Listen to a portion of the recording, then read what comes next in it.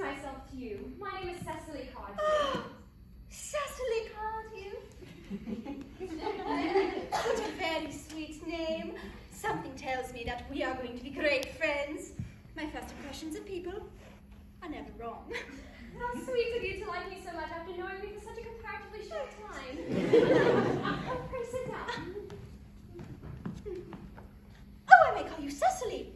Oh, may I not? Of course. And you will always call me Gwendolen, won't you? If you wish. Then it is all quite settled. I hope not.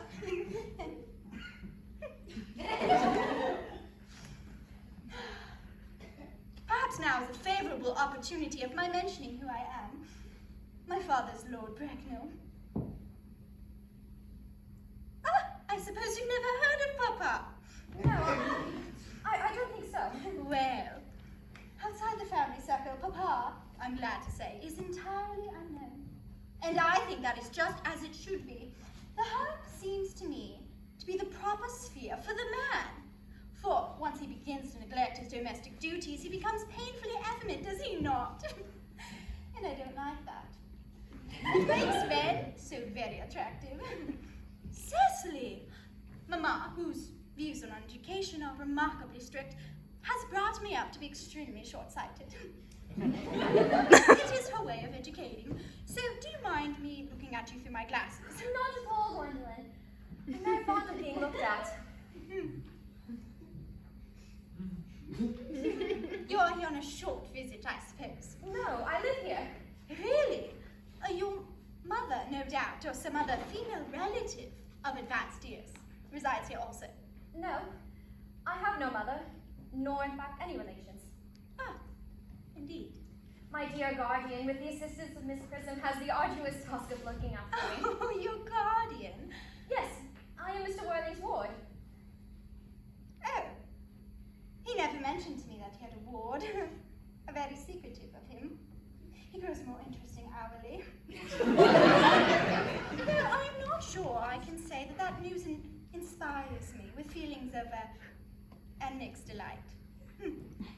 I'm very fond of you, Cecily, but now that I know you're Mr. Worthing's ward, well, I'm bound to state that I cannot help expressing I wish you were, well, a little older than you seem to be. Not so quite very alluring in appearance. In fact, if I may speak so candidly... Oh, I do. I think that whenever one has something unpleasant to say, one should always be quite candid. Yes. Well, to speak with perfect candor, Cecily, I wish you were fully 42, and more than usually plain for your age. Ernest has a strong, upright nature. He's the very soul of truth, honor. Disloyalty would be as impossible to him as deception. And yet, men are susceptible to the physical charms of others. Modern, no less than ancient history, supplies us with these many most painful examples of what I refer to. If it were not so, history indeed would be quite unreadable. I beg your pardon, Gwendolen. Did you say Ernest? Ah, yes. Oh, it is not Mr. Ernest Worthing who is my guardian. It is his brother, his elder brother. Ernest never mentioned to me that he had a brother. Well, I am sorry to say that they have not been on good terms for a long time. Ah, that accounts for it. And now that I think of it, I don't think I've heard any man mention his brother. The subject seems most distasteful to men. Oh, Cecily, you've lifted a load off my mind. I was beginning to grow almost anxious. It would have been terrible if any cloud had come across a friendship like ours, would it not? And you are quite sure that it is not Mr. Ernest Worthing who is your guardian? Quite sure. In fact, I'm going to be his! I beg your pardon. Oh, dear Gwendolen, there's no reason I should make a secret of it to you. Our little county newspaper is sure to chronicle the fact next week. Mr. Ernest Worthing and I are engaged to be married. Oh, darling Cecily, I'm afraid there's some error. Mr. Ernest Worthing is engaged to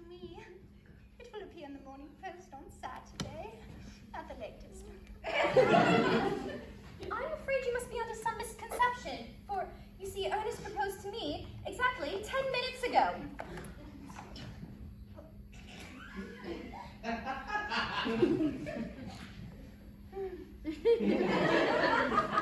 It is very curious, for he asked me to be his wife yesterday afternoon, exactly 5:30.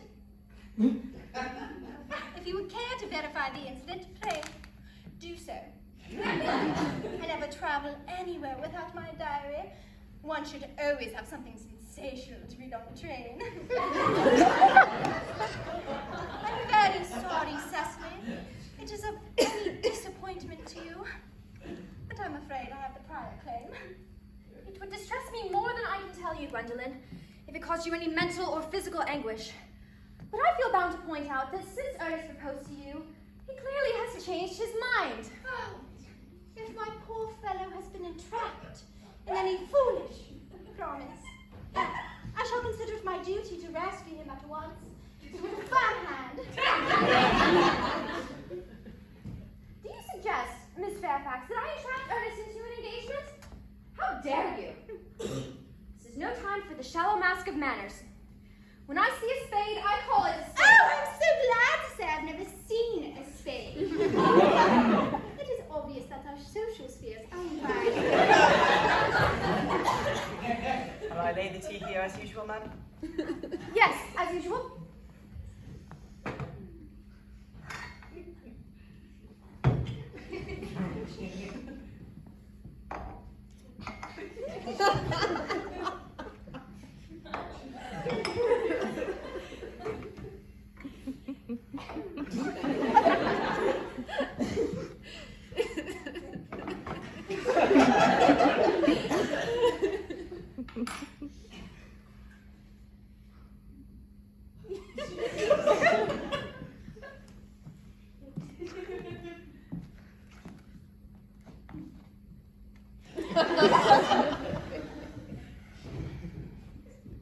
Are there many interesting walks in the vicinity, Miss Cardew? Oh, yes. Great many. From the top of one of the hills close by, one can see 5 counties. Oh, 5 counties. Oh, I don't think I should like that. I hate crowds. I suppose that is why you live in town. What a well-kept garden this is, Miss Cardew. So glad you like it, Miss Fairfax. I had no idea there were so many flowers in the country. Well, flowers are as common here, Miss Fairfax, as people are in London. Oh, personally, I cannot understand how anybody manages to exist in the country. If anybody who is anybody does. The country always bores me to death. This is what the newspapers call agricultural depression, is it not? It is almost an epidemic amongst them, so I have been told. May I offer you some tea, Miss Fairfax? Thank you. Detestable girl. And yet I require tea. Would you like sugar? No, thank you. Sugar is not fashionable anymore.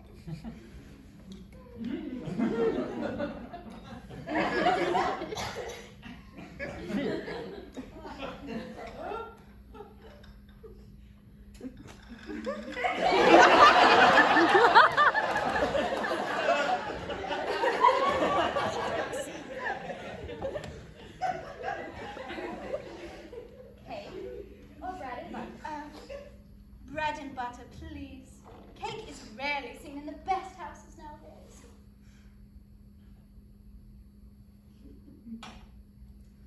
Hand that to Miss Fairfax.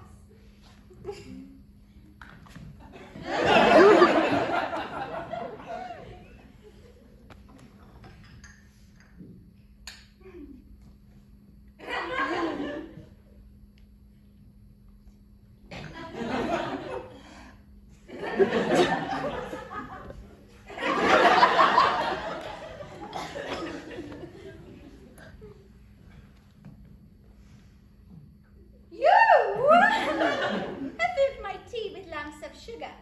And though I asked distinctly for bread and butter, you gave me cake. I am known for my gentle disposition and my extraordinary sweetness of nature. But I may warn you, Miss Cardew, one may go too far. To save my poor